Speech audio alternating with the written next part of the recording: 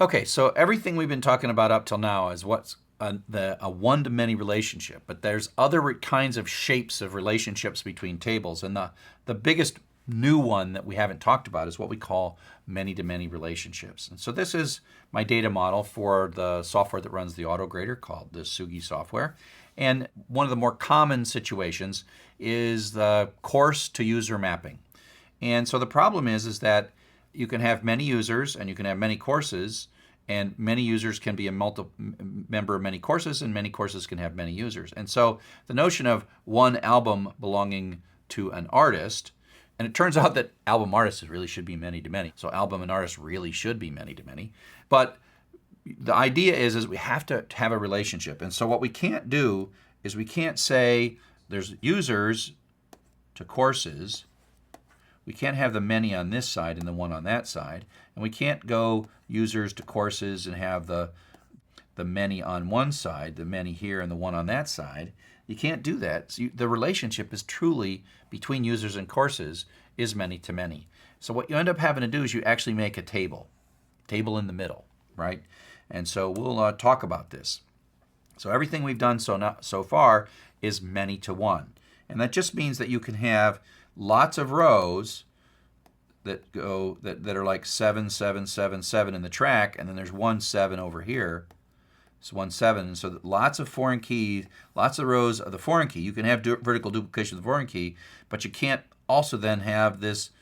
And and also, if you really know music, a track can be on more than one album. We simplified that for the previous lecture. Okay, so the way we did it was a many to one. Okay, but sometimes there are things that are naturally many to one, but sometimes there are things that are actually many to many. So lots of authors, a book can have multiple authors, and an author can write multiple books. And so we really just have to draw the picture like this. This is Crowfoot diagram that stands for many, many. It's many to many. And we have to, the logical diagram, we'll just say it's many to many. It just is, okay? Let's not argue about it. You can't do it any other way. But then we have to turn it into tables, just like we had to add columns for foreign keys. Well, now we, instead of just adding columns, we have to add a whole table. You can call it a junction table, a many-to-many table, a connector table, a relationship table, all kinds of things. And so what we do then is we break this many-to-many relationship into two one-to-manys. So this is a many-to-one, this is many-to-one, one on this end, one on that end, and there's many. And then we can put lots of author-book combinations inside here. And it's almost easier to take a look at this in a practical example, right? And so if we think of accounts and users, and we have a many-to-many relationship between people in courses and the courses that they're in, etc., which is really a roster, is a combination of, you might call this thing a roster in the middle, and that is the mapping of what people are in what courses. So again, we're going to break this in the middle and make a little table in the middle and put the manys back and forth, right? So this is how you do it. So what you do is you create a table. And so this is the first table. Every table we've created till now has a primary key, right? Because we want to get at that row. These connector tables or join tables or junction tables, they tend not to have a primary key. And we'll see in a second how we create sort of a meta primary key, that has a uniqueness constraint on it, that is the combination. So you can only have the an account course combination once, but one account can have many courses. So the uniqueness is the combination of the two numbers, not the number itself. So the primary key, in a sense, is like a meta primary key, which is those two things connected together. And so we end up with a foreign key pointing to a primary key. These two tables are just totally normal. Now the interesting thing is you sometimes actually do model some data in here. And in a course situation, you can also model the role, whether they're a teacher or a student, because it's not like you're a teacher forever, or that, whatever. You can't model the fact that you're a teacher and say everything you do, because sometimes you're in a class that you're a teacher and sometimes you're a class that's a student.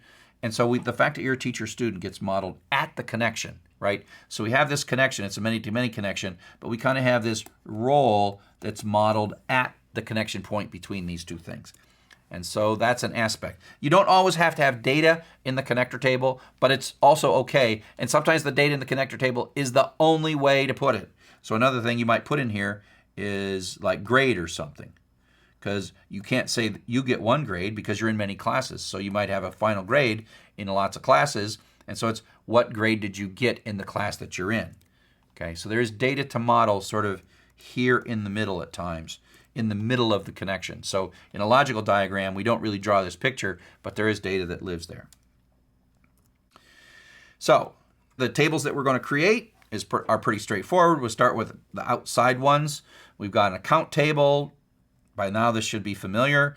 We have a logical key. We're going to put a uniqueness constraint on it, the name, and then the primary key is account ID. That's just telling inside here. The same for courses. We've got a primary key, auto increment, yada yada. Copy paste, do that stuff all over again. Okay, so those two are just like we've been doing. The fun one is this next one. Okay, and so in this one, we're building this member table, which is the thing. And so you'll notice there is no primary key. There's no auto increment, right? There's no auto increment here. We don't have that. So what we have is we have two foreign keys. We have two arrows that start in this table. So we have two foreign keys. So account ID and course ID. And then role is this little bit of data that we're going to model right there. There could be a couple of other things here if we're going to do this. And then we have two constraints. And what all the constraints really are doing is capturing these two arrows. So that says that this account ID inside this thing actually points to a row over here in the account table with a primary key of account ID. And this course ID that's in my table points to a corresponding row in course, indexed by course ID. And we're going to do on update cascade and on delete cascade. We talked about that before. And so that's most of this, but here is the fun part. Look at this primary key, right? In all the other ones, we had a primary key and we indicated that was the primary key. Now, we don't have a single primary key. We have a combination primary key or a concatenated primary key. And so we just give it two things. And what this says is the combination is unique. Account ID is not unique, course ID is not unique, but the combination of any pair of account ID, course ID is unique. And so we kind of have a primary key, but it's both these numbers. Now the thing is it sets up an index to look up the combination of the numbers really fast. So this actually drives an index. And so looking things up, as long as you know both numbers, is really fast. And it turns out, given that you're kind of connecting with joins between all these courses, you know what those numbers are, so it can look these things up really fast. Super fast, fast, fast. Just numbers, not strings. Sorry, there's a little ad that pops up everywhere and it's on my head like, don't use strings, just use numbers. Okay, the inserts now kind of feel pretty natural because we're used to, these are the leaf tables. So we're going to put, some folks in, right? Jane, Ed, and Sue, and Jane's email. And then we are establishing, because of that, those have auto increment primary keys. So we're establishing the key for the internal key for each account. Then we're going to do the same thing for courses, yada, yada, yada. And then we are going to come up with the primary keys. And then we have to write those down on our little piece of paper, right? Because now we have to model at the connection. Okay, and so now we're going to connect these things in. And so we're going to put in little bits of information. We're going to insert into the member table. We got two foreign keys, which effectively are the primary key, but they're not auto increment. It's just a primary key. So account ID, course ID, and role. So that means that account 1, Jane, is in course 1 as the instructor. And account 2, Ed, is in course 1 as a student. And Sue is in course 1 as a student. And Jane is in course 2 as a student. And Ed is in course 2 as a teacher. And Ed is in course 3 as a teacher. And Sue is in course 3 as a student.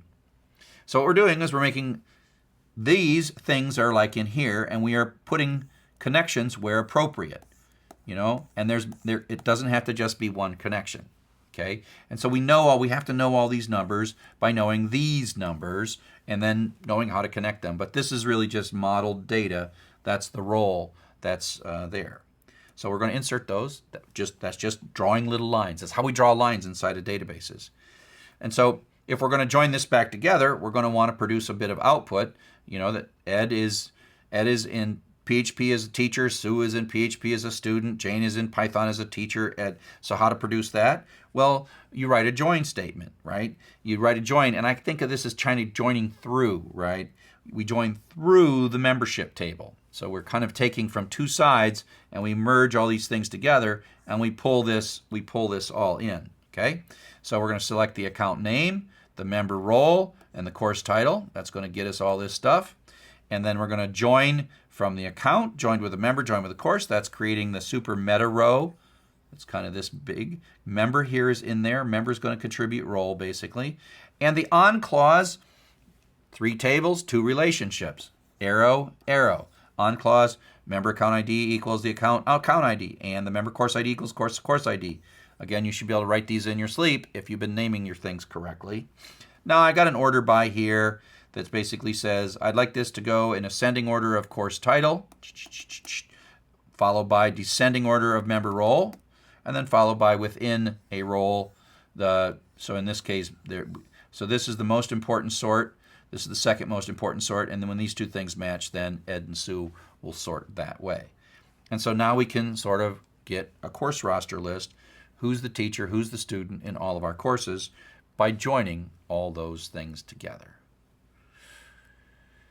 And again, what I just showed you is pretty much how we do it in real production systems. Here's a user table. Here is a course table, context table. Here is a foreign key, context ID, user ID. Here's some information role that's actually modeled right there. And look, it knows about the fact that this is a many to a one. And this was in a many to a one, which means that we effectively have created a many to many, except that we use this junction table to achieve the many to many between users and courses. This is why I say once you kind of know the stuff that's in here, in this modeling, you can kind of build professional grade to sort of the first 10,000, 20,000 users of an application. You can build a professional grade data model. There will be things you will learn. I mean, this is not the end of your learning. There will be other things that you'll learn, but you actually, if you can see this, you actually know a whole lot. And I just need to emphasize that, yes, you could store this in a spreadsheet, but speed is the key. And in an online system, you can't pretend that the data is going to be small. You got to model it right. It's so much better to just model it right from the beginning, get good at what we're learning in these classes, and then if you happen to scale, you're ready for it. It might seem like a trade-off. You might like, oh boy, there's a lot of work there. But the answer is your application simply dies. I mean, it doesn't just slow down a little bit, it dies. It doesn't work at all. There comes a point where your demand causes it to just die, and you just can't throw more resources at it.